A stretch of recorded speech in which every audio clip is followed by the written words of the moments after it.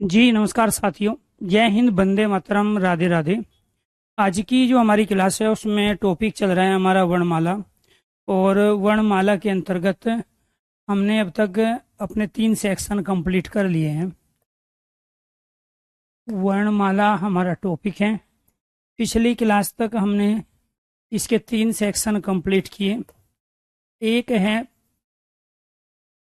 वर्ण के भेद, जो कि 2 से लेके 3 होते हैं, स्वर, व्यंजन और अयोगवाह। इसके बाद में दूसरा हमने यहाँ पे वर्णों का उच्चारण स्थान, वर्णों का वर्णों का उच्चारण स्थान, जो कि 8 होते हैं। इसके बाद में तीसरा वर्ण विन्यास, वर्ण विन्यास या वर्ण संयोजन, वर्ण संयोजन जिसको वर्ण संयोग भी कहते हैं, ये हमने कंप्लीट कर लिया है। और इसके बाद है हमारा हिंदी शब्दकोश में, हिंदी शब्दकोश में हिंदी शब्दकोश में वर्णों का, हिंदी शब्दकोश में वर्णों का निश्चित स्थान, निश्चित स्थान, ये हमें आज कंप्लीट करना है।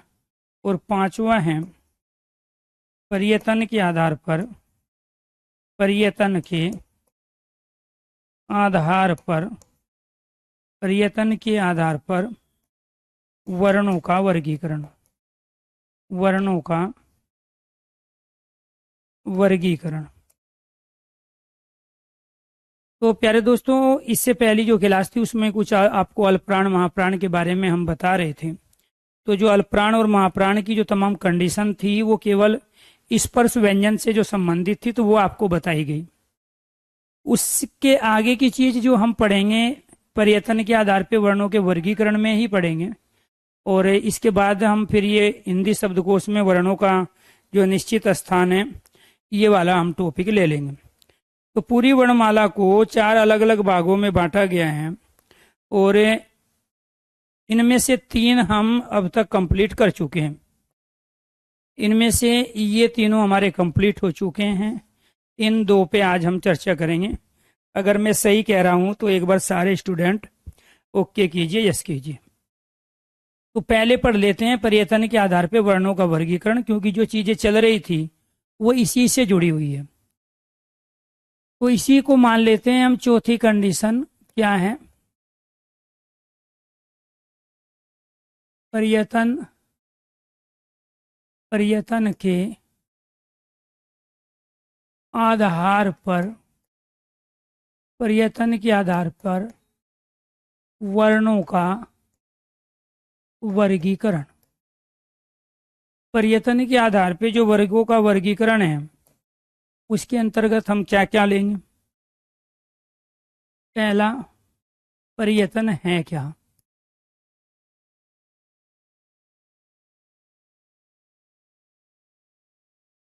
पर्यटन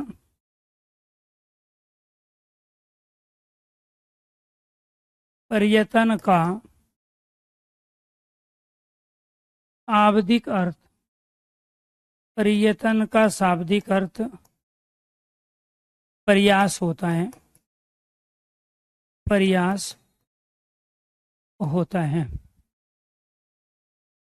पर्यटन का शाब्दिक अर्थ क्या होता है? प्रयास। वर्णों के वर्णों के उच्चारण, वर्णों के उच्चारण करने की रीति, तरीके,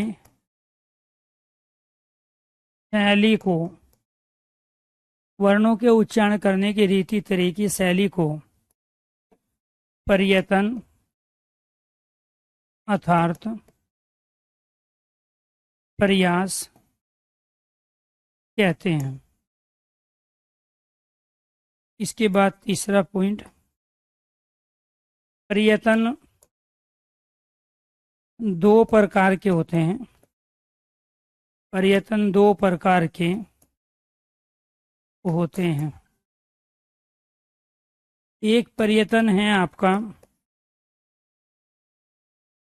अभ्यंतर या अभ्यंतर या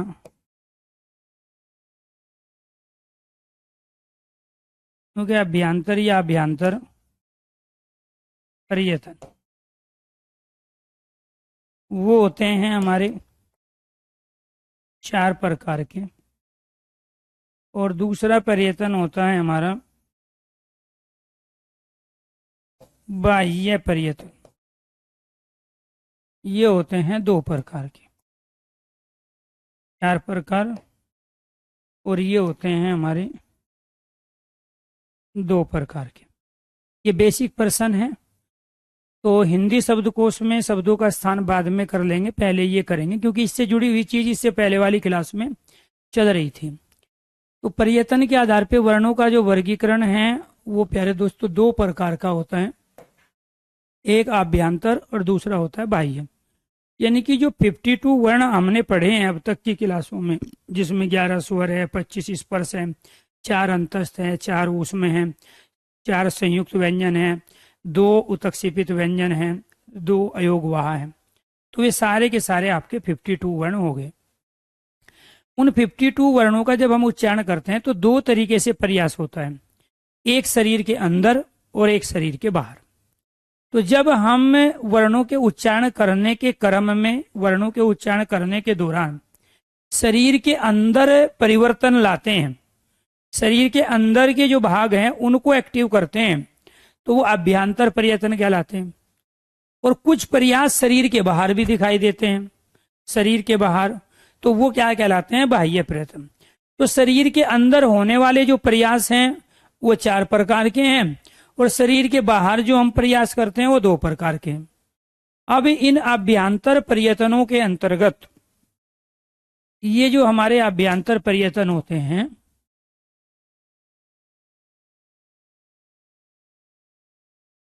अभ्यंतर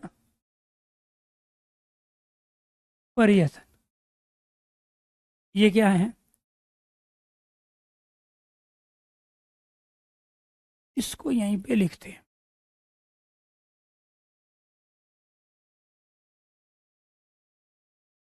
अभ्यंतर पर्यटन वर्णों के उच्चारण, वर्णों के वर्णों के उच्चारण, वर्णों के उच्चारण करते समय,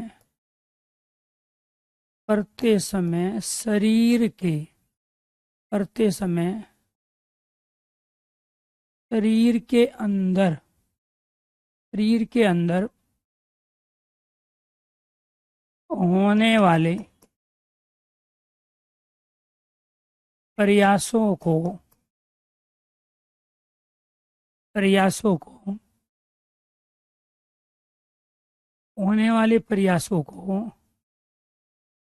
होने वाले प्रयासों को अभ्यंतर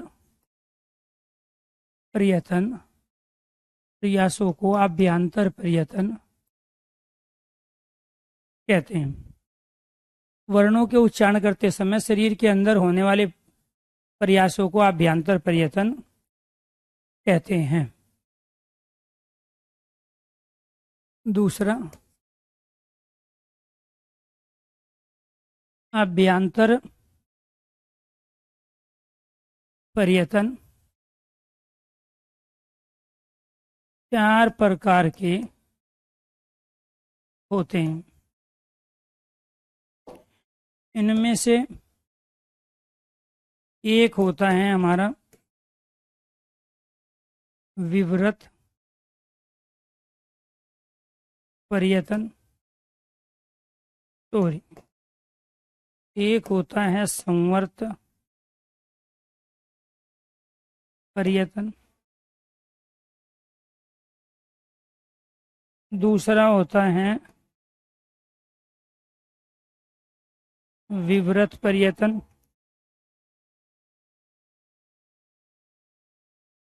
तीसरा होता है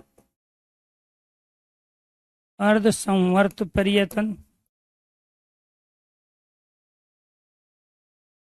और चौथा होता है अर्ध विवृत पर्यतन। संवर्त पर्यतन के अंतर्गत, इसके अंतर्गत जो हमारे स्वर आते हैं वो आते हैं ये बड़े वाला आई और ये वाला औ। इसके अंतर्गत जो आते हैं वो ए, ई, ये वाला औ। और इसके अंतर्गत आता है अकेला हमारा आ।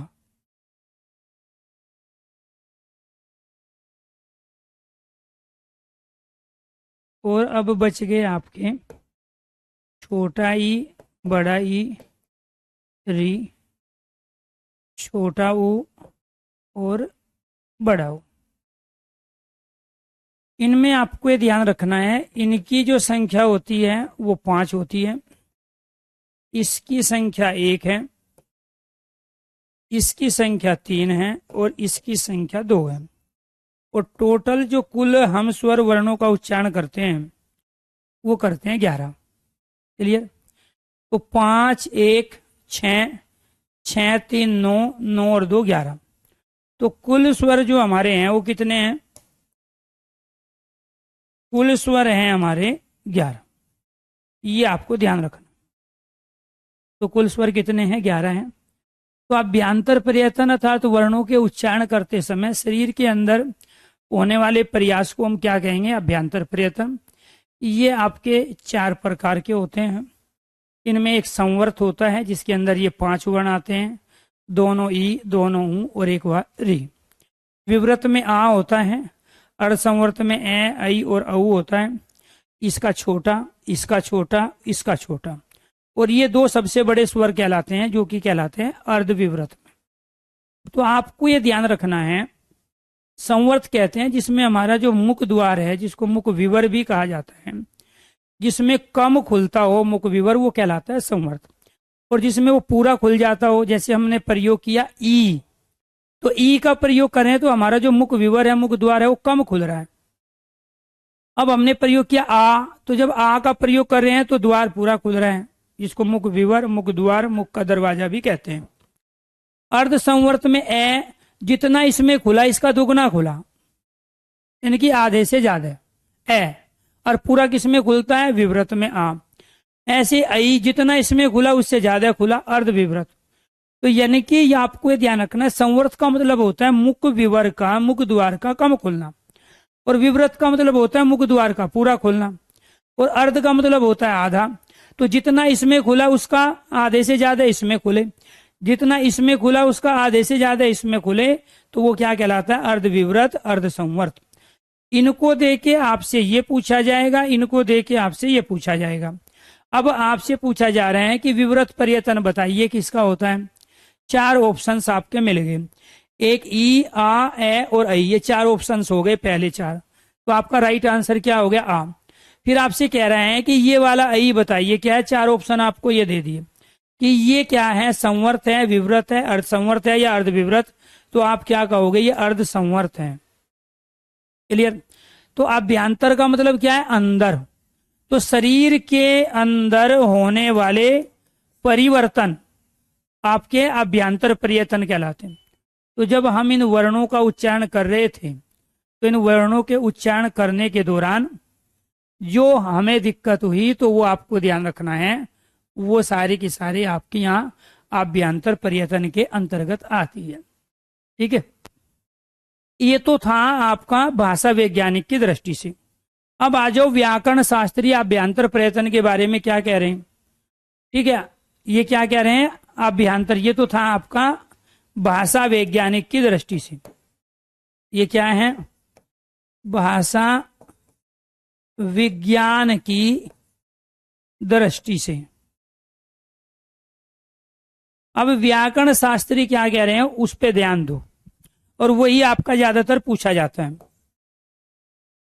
वही आपका ज्यादातर पूछा जाता है, ये ध्यान रखना है। इनमें व्याकरण व्याकरण की दृष्टि से अभ्यांतर पर्यटन कितने हैं? 4। व्याकरण की दृष्टि से अभ्यांतर पर्यटन क्या है आपके? 4 है। कौन कौन से हैं? एक तो है आपका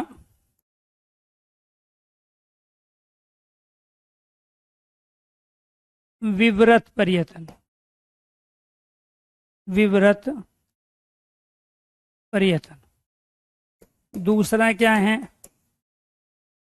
स्पष्ट पर्यटन। तीसरा क्या है? ईषद स्पष्ट। और फोर्थ क्या है? ईषद विवृत। ये क्या है आपका? ये व्याकरण की दृष्टि से, ये आपको ध्यान रखना। अब ये व्याकरण की दृष्टि क्या करती है, तो पूरी वर्णमाला को जब हम उच्चारण करते हैं तो अंदर से जो प्रयास करते हैं वो कौन कौन से होंगे? विवृत के अंतर्गत तो आ जाते हैं आपके 11 स्वर, और इसके अंदर आ जाते हैं आपके 25 स्पर्श, और इसके अंदर आ जाते हैं आपके 4 अंतस्थ। क्या आ जाते हैं? 4 अंतस्थ वर्ण। और इसके अंदर आ जाते हैं आपके 4 ऊष्म वर्ण। ये आपको ध्यान रखना। ज्यादातर एग्जाम में जो पूछा जाता है वो, हालांकि जब वो प्रयोग करेगा, ये आपको ध्यान रखना है, वो कभी नहीं कहेगा कि व्याकरण की दृष्टि से बताओ या भाषा विज्ञान की दृष्टि से बताओ। ठीक है। अब जब पूरी वर्णमाला का हम प्रयास करेंगे जिसमें शरीर के अंदर परिवर्तन होगा, तो वो 4 प्रकार से होगा: विवृत पर्यटन, स्पष्ट, ईषद स्पष्ट और ईषद विवृत। 11 जो हमारे स्वर हैं इसके अंदर हम कौन कौन से प्रयोग करते हैं ये तो आपको पता ही है। ए आ, छोटा ई, बड़ा ई, इसके बाद में री, छोटा ऊ, बड़ा ऊ, ये वाला री, ये आई, इसके बाद में इन सब का जो है 11 के 11 का पर्यटन विवृत है, क्योंकि इसमें आपका मुंह खुल रहा है, वो ये कह रहे हैं अंदर प्रयास हो रहा है। इसमें 25 में क्या है? कैसे लेकर मैं तक के वर्ण जो है आपके वे स्पष्ट है। ईषद का मतलब होता है थोड़ा कुछ, जहां कुछ स्पर्श हो, और वो क्या है आपके? वो है ये रे लैव। और इसमें क्या है आपके? से और हैं, से और हैं, ये 4 आपके ईषद विवृत है। तो उन्होंने क्या किया, व्याकरण शास्त्रियों ने पूरी वर्णमाला को आपके सामने रख दिया। व्याकरण शास्त्रियों ने क्या किया? पूरी वर्णमाला को आपके सामने रख दिया। और जबकि भाषा वैज्ञानिक केवल स्वर की बात कर रहे थे जिनके अंतर्गत हम अंदर की साइड से प्रयास करते हैं।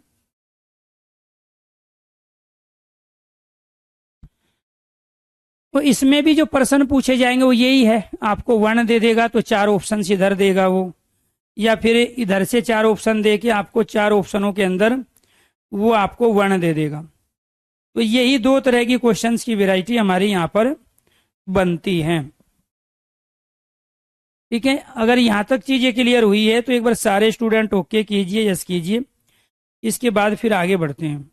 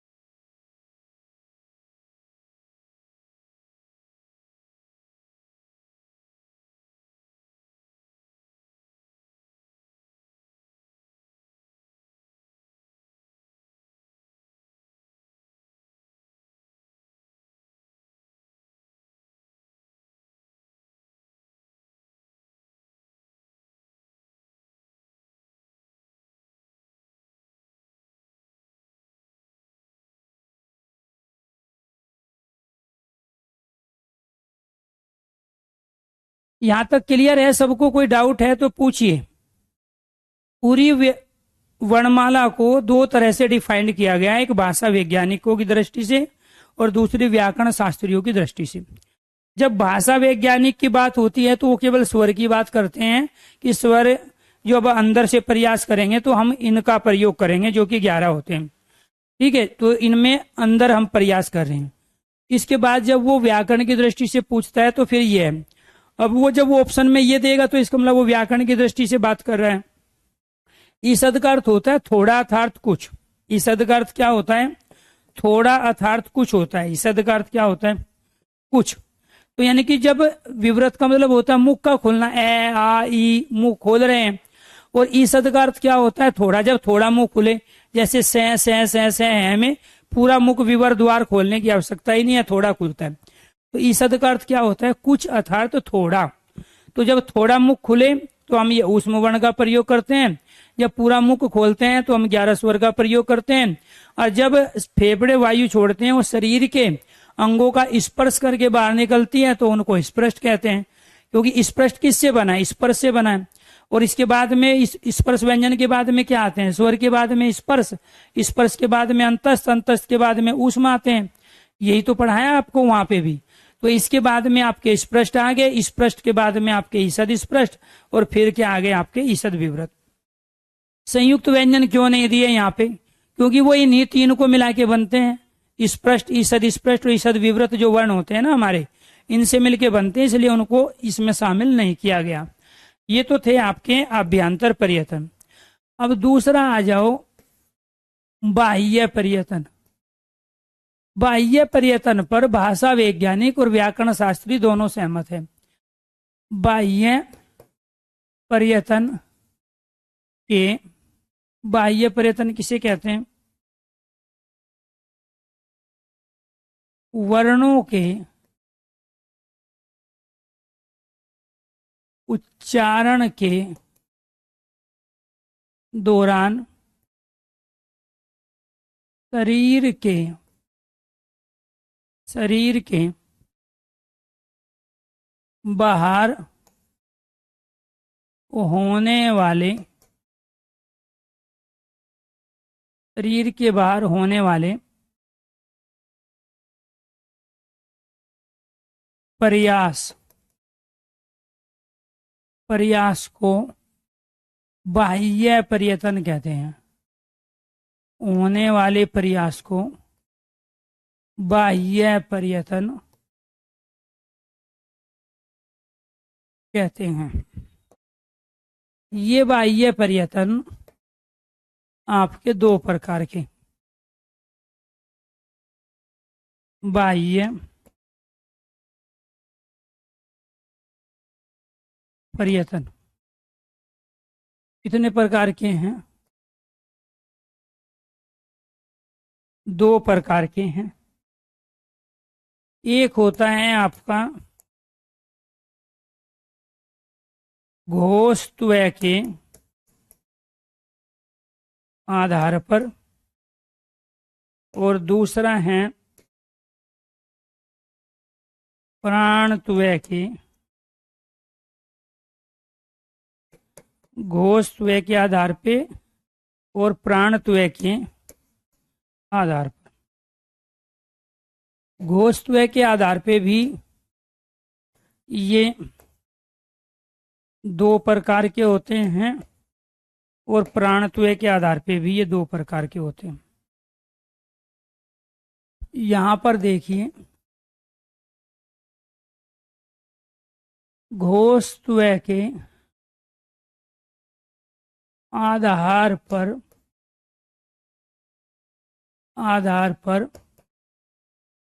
वर्णों का वर्गीकरण, घोषत्वय के आधार पर वर्णों का वर्गीकरण दो प्रकार के। एक है हमारा घोष या घोष वर्ण,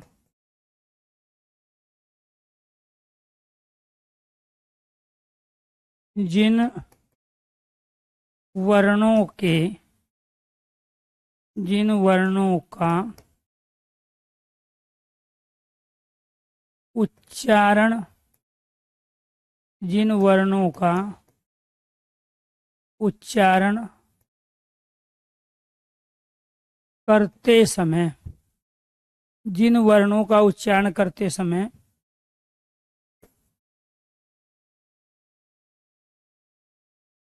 श्वास वायु शरीर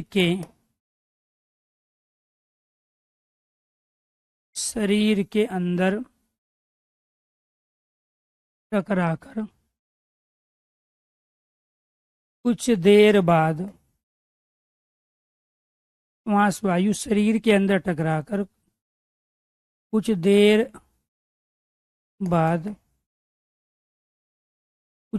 बाद गूंज अर्थात कंपन के साथ शरीर से बाहर आए वो क्या कहलाते हैं? घोष या सहघोष वर्ण कहलाते हैं। कौन कौन से होंगे? सभी स्वर आपके क्या है? घोष है। दूसरा,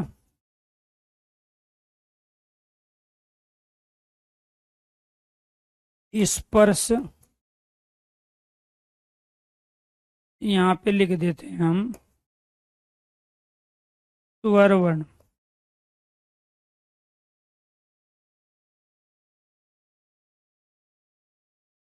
स्पर्श व्यंजन,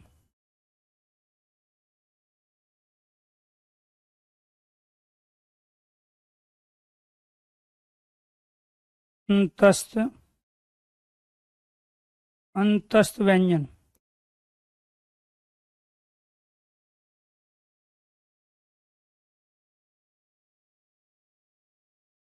ऊष्म व्यंजन,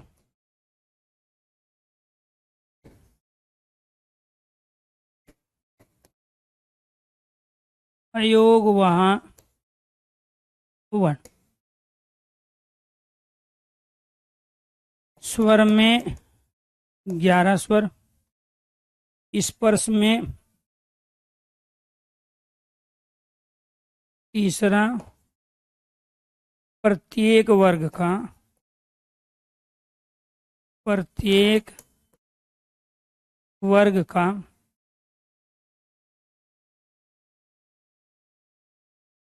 तीसरा, चौथा,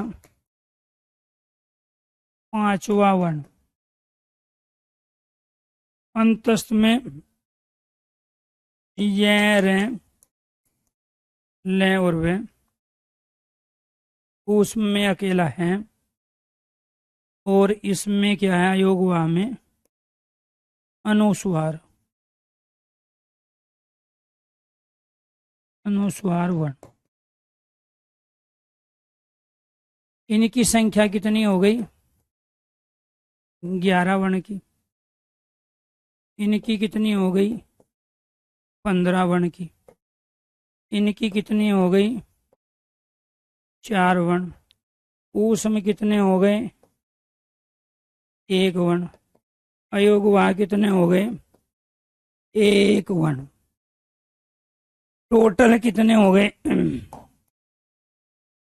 टोटल हो गए ये 5, ये 20, 31 और 1 32। कुल वर्ण हो गए 32। कुल वर्ण 32 वर्ण हमारे क्या हैं? घोष, पूरी वर्णमाला के अंतर्गत। हमने स्वर पढ़े, फिर स्पर्श, अंतस्थ, ऊष्म, योगवाह। 3 प्रकार के वर्ण होते हैं। स्वर व्यंजन, ये तीनों व्यंजन है। स्वर व्यंजन और अयोगवाह हमने सारे ले लिए।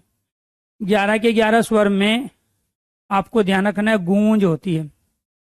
कैसे गूंज होगी उस चीज को समझो। जैसे जिस रूम से मैं पढ़ा रहा हूँ अगर इसकी सारी खिड़की दरवाजे में बंद कर दूं और इसमें मैं बोलूं या चिल्लाने लगूं तो गूंजेगी आवाज। अगर खिड़की दरवाजा में खोल दूं तो एयर पास हो जाएगी, जहां जहां हवा पास हो जाएगी आराम से वहां कभी भी आवाज नहीं गूंजेगी। और जहां सारी खिड़की दरवाजे बंद करके आप चिल्लाने लगो वहां देर तक आवाज गूंजती है। जब फेफड़े वायु छोड़ते हैं वर्णों के उच्चारण करने के दौरान, अगर वो वायु कुछ देर तक शरीर के अंदर टकराकर तब बाहर निकलेगी तो हम गूंज के साथ ही वर्णों का उच्चारण करेंगे। और जब फेफड़े वायु डायरेक्ट छोड़ के वो टकराए ना, उसको रास्ता मिल जाए शरीर से एकदम बाहर आने का, तब गूंज पैदा होगी नहीं, तो वो अघोष वर्ण कहलाएंगे। तो ये सारे के सारे हमारे क्या कहलाए? घोष अर्थात सघोष वर्ण कहलाए। जिसका नाम घोष है उसी को सघोष कहते हैं। और घोष का अर्थ होता है गूंज अर्थात वाइब्रेशन। घोष का अर्थ क्या होता है? गूंज, कंपन अर्थात वाइब्रेशन होता है। तो जहां जिन वर्णों के उच्चारण के दौरान वाइब्रेशन हो, कंपन हो, उन्हीं को हम क्या कह रहे हैं? घोष अर्थात सघोष वर्ण कह रहे हैं। अगर यहां तक चीजें समझ में आ गई हो तो एक बार सारे स्टूडेंट ओके कीजिए, यस कीजिए, और इसके बाद पढ़िए अघोष वर्ण के बारे में। जिन वर्णों के उच्चारण के दौरान, जिन वर्णों के उच्चारण के समय, इन वर्णों के उच्चारण के समय गूंज, कंपन, गूंज अर्थात कंपन, कंपन उत्पन्न ना हो, वो क्या कहलाते हैं? अघोष। कौन कौन से वर्ण कहलाएंगे? स्वर तो आपने सारे ले लिए।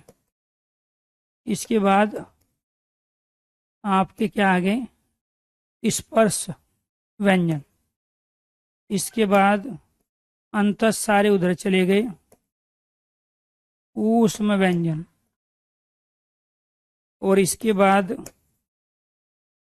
अयोग वहां वर्ण में से आप क्या लोगे? तो ये आपको ध्यान रखना है। क्या? स्पर्श व्यंजन में प्रत्येक वर्ग का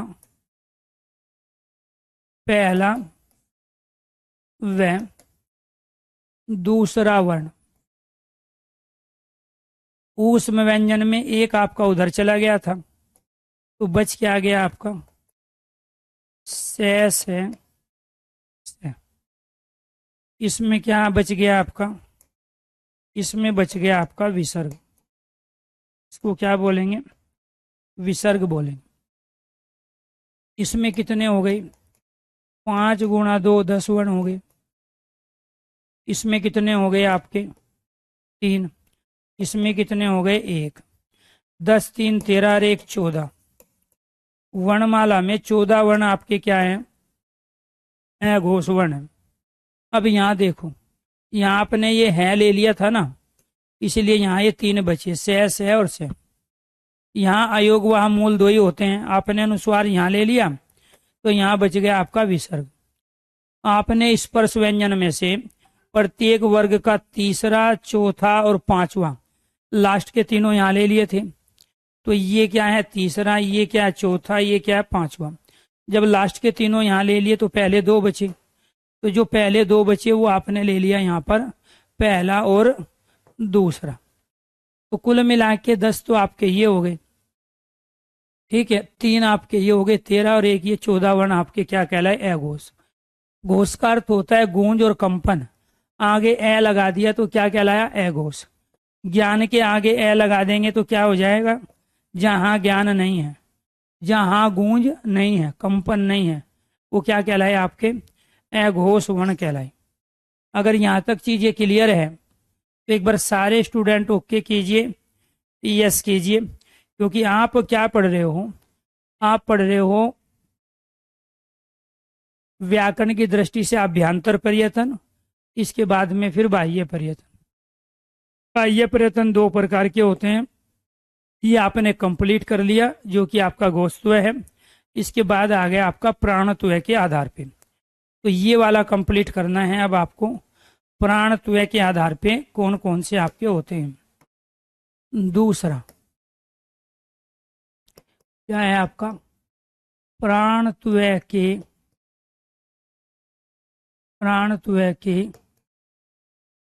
आधार पर वर्णों का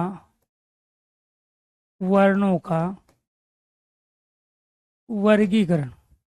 प्राणत्व के आधार पे वर्णों का वर्गीकरण, तो वो कितने प्रकार का होता है, 2 प्रकार का। कौन कौन सा, एक होता है अल्प प्राण, प्राण का अर्थ वायु है। एक क्या होगा आपका, अल्प प्राण। अल्प का मतलब होता है थोड़ा। जिन वर्णों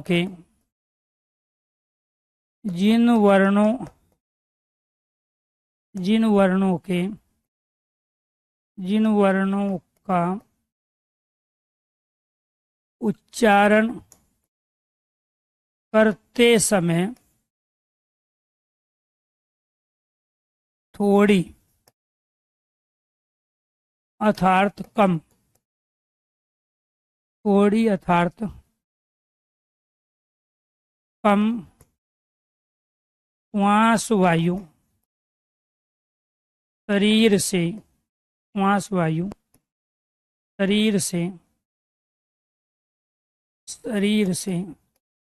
बाहर निकलती हो, वो क्या कहलाते हैं, अल्प प्राण कहलाते हैं। अल्प का मतलब होता है थोड़ा, प्राण का अर्थ होता है वायु। तो वर्णों के उच्चारण के दौरान अगर थोड़ी वायु फेफड़ों के द्वारा छोड़ी जाती है और उस समय हम वर्णों का उच्चारण कर रहे होते हैं तो वो अल्प प्राण कहलाते हैं। इसमें क्या होंगे, जब हम स्वर की बात करते हैं तो सभी के जो हमारे स्वर वर्ण होते हैं, इसके बाद में हम स्पर्श की बात करते हैं, स्पर्श व्यंजन की, और इसके बाद हम अंतस्थ व्यंजन की बात करते हैं, अंतस्थ व्यंजन की, और इसके बाद हम अयोग वहा वर्ण की बात करते हैं, अयोग वहा वर्ण। तो जिनमें वायु कम आती है वो 11 जो स्वर वर्ण हैं, इनमें वायु कम आती है। प्रत्येक वर्ग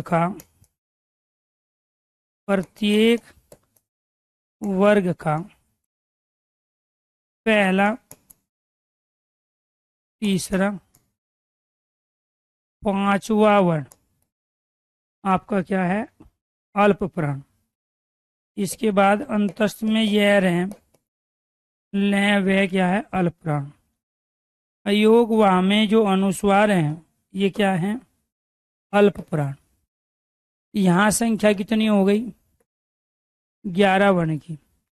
इसमें कितनी है, 5 गुणा 3 15 वर्ण की। इसमें संख्या कितनी है, 4, और यहाँ कितनी है, 1। कुल कितने हो गए, ये 5 इसमें डाल दिए, 20, 31। ये कितने हो गए हमारे, 31 वर्ण जो हैं वर्णमाला में आपके अल्प प्राण हैं। कुल वर्ण कितने हैं, 31। जब आप पूछे स्वर में कितने अल्प प्राण हैं तो 11 के 11। स्पर्श में कितने हैं, विषम संख्या पर आने वाले वर्ण, पहला, तीसरा, 5वां वर्ण। 1, 3 और 5 क्या है, विषम संख्या। विषम संख्या पर आने वाले वर्ण क्या कहलाएंगे, अल्प प्राण। आप उच्चारण करो, ए, आ, ई, वायु कम लग रही है। उच्चारण करो आप, कै, गै, इसके बाद गै, वायु कम लग रही है। देखना एक बार, 5 ये हो गए, 20, हाँ 31 ही तो हुए। तो ये आपको ध्यान रखना है। फिर यह रे ले वे चारों है, यह रे ले वे वायु कम है, और इसमें क्या है, ए, ठीक है, जिसके अंग के अंगूर बोलते हैं, वायु कम। तो अल्प प्राण वर्णों में अयोग वाह में से अनुस्वार आएगा, अंतस्थ वर्ण के चारों आ जाएंगे। स्पर्श में प्रत्येक वर्ग का पहला, तीसरा, 5वां आएगा। स्वर में से 11 के 11 स्वर आ जाएंगे। इसके बाद बच गया आपका यहाँ पे महाप्राण। तो दूसरा क्या है आपका? दूसरा है आपका महाप्राण वर्ण। जिन वर्णों के उच्चारण में, जिन वर्णों के उच्चारण, जिन वर्णों के उच्चारण के दौरान ज्यादा वायु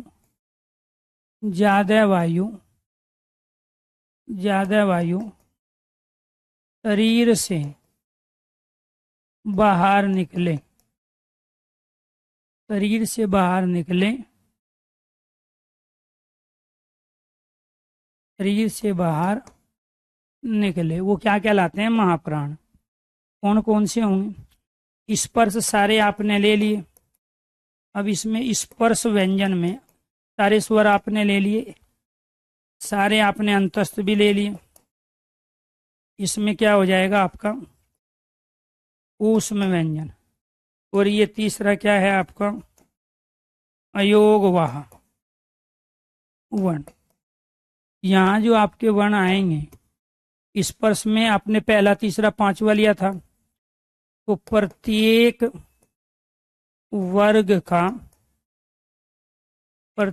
वर्ग का दूसरा व चौथा वर्ण क्या है आपका? महाप्राण।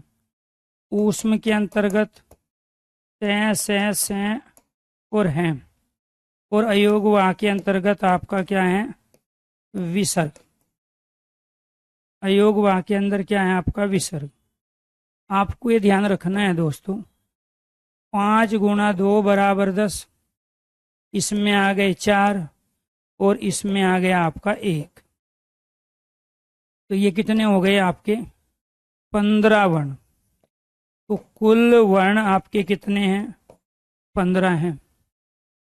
अब उच्चारण करो, से है, तो से है में वायु ज्यादा निकल रही है, इसलिए ऊष्म व्यंजन महाप्राण कहलाए। प्रत्येक वर्ग का ये है दूसरा, ये क्या है आपका? ये दूसरा है और ये चौथा है। ये सम संख्या है, वो विषम संख्या थी। 1, 3, 5 विषम संख्या पे आने वाले वर्ण थे आपके 15, क्योंकि 25 होते हैं ना, ये 15 तो ये हो गए और 10 आपके ये हो गए 25। ये चारों के चारों आप में वायु ज्यादा है। जब भी आप विसर्ग का प्रयोग करोगे किसी भी वर्ण के साथ, तो उसमें ज्यादा एयर निकालनी पड़ेगी, इसलिए इसको किस में रखा गया? महाप्राण में। महाप्राण क्या है? महा का अर्थ होता है अधिक और प्राण का अर्थ होता है वायु। तो जिसमें वायु ज्यादा निकलती हो वो महाप्राण वर्ण है। तो ये हो गया आपका प्यारे दोस्तों, यहाँ ये वाला, ये क्या था आपका? प्रयत्न के आधार पर वर्णों का वर्गीकरण। प्रयत्न के आधार पर वर्णों का वर्गीकरण। तो प्रयत्न के आधार पर वर्गों के वर्गीकरण 2 प्रकार के थे, एक आभ्यंतर और दूसरे बाह्य। आभ्यंतर में 4 प्रकार थे। एक आपका विवृत था, ये आपको ध्यान रखना, स्पष्ट, ईषद विवृत। इसके बाद बाह्य प्रयत्न में घोषत्व के आधार पे और प्राणत्व के आधार पे ये 2 प्रकार के थे। ये भी हमने कंप्लीट कर लिए। ये आपको बताई दिया। अभ्यंतर प्रयत्न क्या है? शरीर के अंदर होने वाले परिवर्तन, भाषा विज्ञान व्याकरण दोनों दृष्टि से। बाह्य प्रयत्न में घोषत्व और प्राणत्व। घोष में क्या आ गया आपका? घोष में यहाँ घोष और सघोष, इसके साथ फिर अघोष। प्राणत्व में क्या आ गया आपका? अल्पप्राण, और फिर क्या आ गया आपका? महाप्राण वर्ण। इसके बाद कल वाली क्लास में जो हम करेंगे वो करेंगे आपके ये वाला सेक्शन पूरा। कौन सा करेंगे? ये वाला, हिंदी शब्दकोश में शब्दों का स्थान। ये सेक्शन आपका वर्णमाला का बच गया। ठीक है, इसको करेंगे कल वाली क्लास में। आज के लिए इतना ही। सभी दोस्तों को नमस्कार, धन्यवाद।